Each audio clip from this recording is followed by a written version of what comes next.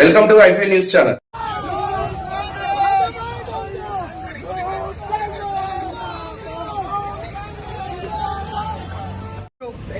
మానకొండ నియోజకవర్గంలోని అల్లూరు చౌరాస్తాలో యూత్ కాంగ్రెస్ ఆధ్వర్యంలో రాసలీల రసమై అవినీతి రసమై బాలకిషన్ గురించి నిన్న ఒక ప్రెస్ మీట్ పెట్టిండు. డాక్టర్ కాంగ్రెస్ సత్యనారాయణ మీద, శాసనసభ్యులు ఎమ్మెల్యే గారి మీద ఒక మానకొండూరు మండల కేంద్రంలోని రామకృష్ణరావు ఇంట్లో ప్రెస్ మీట్ పెట్టడం జరిగింది. ఈరోజు అవినీతి పరుడు నువ్వు, దొంగ రసమై నువ్వు, ఇలా ఫామ్ హౌస్కు పరిమితమైన రసమై బాలకిషన్తో మాట్లాడు సిగ్గుచేట అయింది. ఇన్ని రోజులు ఎటువైనవయ్యా?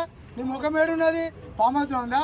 రసలీల ఆ అమ్మాయిలతో ఫామ్ హౌస్లో అడ్జేసుకుంటున్నావా? నీ అవినీతి మాకు తెలియదా? మా మండలి, మా అసెంబ్లీ పరిధిలో నువ్వు ఎంత అవినీతి చేసినావు, ఎక్కడ కుంభకోణాలు చేసినావు? నీ ఫామ్ హౌస్కే కదా అక్కడ ఉన్న భూ కబ్జాలు చేసి అక్కడి నుంచి కెనాలు తవ్వించుకొని నీళ్లు నేరుగా తీసుకుపోయినా దాఖలాలు నీకుంది చరిత్ర. మాకేముంది చరిత్ర? మచ్చలేని నాయకుడు మా నాయకుడు డాక్టర్ కోంపల్లి సత్యనారాయణ. ఆయన ఒక డాక్టరు. ఇలా ఒక ఎల్వెస్ గురించి మాట్లాడు. సిగ్గు శరం ఏమైనా ఉంటే, నీ చుట్టుపక్కల ఉన్న నాయకులు ఇంత చదువు విద్యామంతులు ఏమైనా ఉంటే నీకు వాళ్ళని చెప్పలేదా?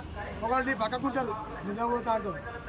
అటువంటి నీ నాయకులు నిద్రవేరు. ఇలా 10 సంవత్సరాల కాలంలో ఇలా మానకొండూరు నియోజకవర్గానికి నువ్వేం తీసుకొచ్చినావు? సిగ్గు శరమని ఉండాలి. అటు పోతే సిద్దిపేట, ఇటు పోతే సిరిసిల్ల, వాళ్ళ నాయకుల వల్లయా. ఇటు పోతే కేసీఆర్ వాళ్ళ కొడుకు, అటు పోతే హరీష్ రావు, కేసీఆర్ అల్లుడు. ఈ వాళ్ళ ఫామ్ హౌస్లకు, వాళ్ళ నియోజకవర్గాలకు లాభం చేకూర్చేలా వాళ్ళ నిధులు మన నియోజకవర్గం నుంచి వెళ్ళి తరలించిన దాఖలాలు నీ చరిత్ర. నీకు శక్తి శరం ఉండాలి ఫస్ట్. అంత ఇప్పుడు భువనగిరి ప్రాజెక్ట్ అన్నావు, అది ఎక్కడిదయా? అటు పోతే మెదక్ ప్రాజెక్టు, అటు పోతే హైదరాబాద్ నీళ్లు తరలించడానికి. అంతే తప్ప మా నియోజకవర్గానికి చేకూర్చిన నీళ్లు, దానికి సంబంధించిన నిధులు నియామకాలు ఏం చేసిన దాఖలాలు లేవు. ఆ లేకనే సిగ్గుశరం లేక ఇవాళ ఓటర్లైనా ప్రజలైనా నీకు ఓటుతో చెప్పుతో కొట్టిన బుద్ధి తెచ్చినా నీకు బుద్ధి వస్తలేదు. మీరు వైఖరి మార్చుకోవాలి. నీ పక్కకున్న లెవెలయ్యా ఇన్ని రోజులు మా పక్కకుండి అలాగే నీకేమైనా సిగ్గుశరం అనిపించిందా? ఒక నాయకునిగా నువ్వు, ఒక మాజీ ఎమ్మెల్యే ఎట్లా మాట్లాడాలి? ప్రెస్ మీట్లో ఏ రకంగా మాట్లాడాలి, ఏ విధంగా మాట్లాడాలి? ఆ నోరికి అద్దు పద్దు ఏమైనా ఉందా? నువ్వు ఒక డాక్టరేట్, నాకు డాక్టరేట్ వచ్చింది. ఎక్కడి నుంచి వచ్చింది డాక్టరేట్? పైసలు ఇచ్చి కొనుకొచ్చుకుంటే డాక్టరేట్ అవుతుందా?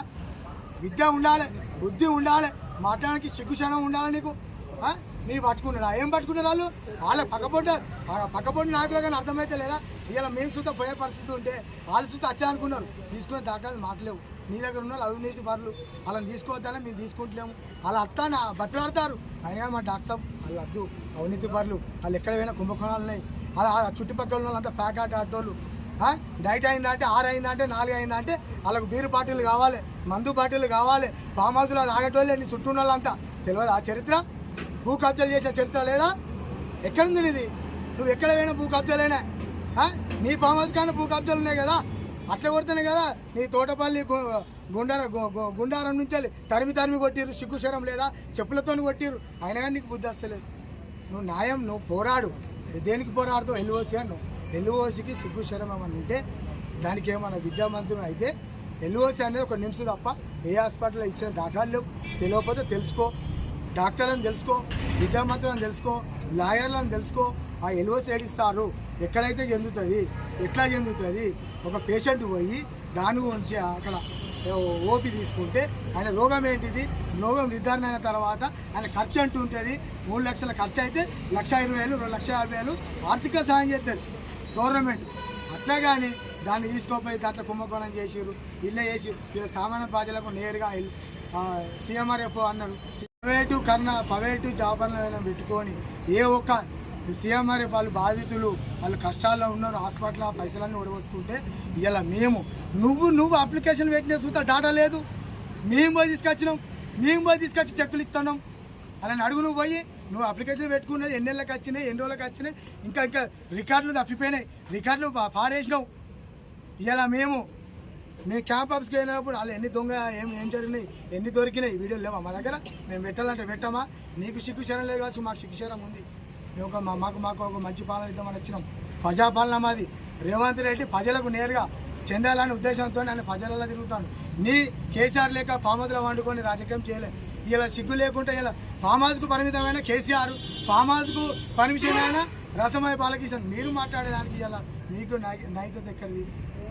ఖబర్దార్ ఈ మాటలను వెనక తీసుకోకపోతే మేము దేనికైనా రెడీ అవుతాం, దాడులకైనా దేనికైనా రెడీ అవుతాం. అది సుత ప్రజాస్వామ్యంలో ప్రజల కోసమే, మా కోసం కాదు, నాయకుల కోసం కాదు.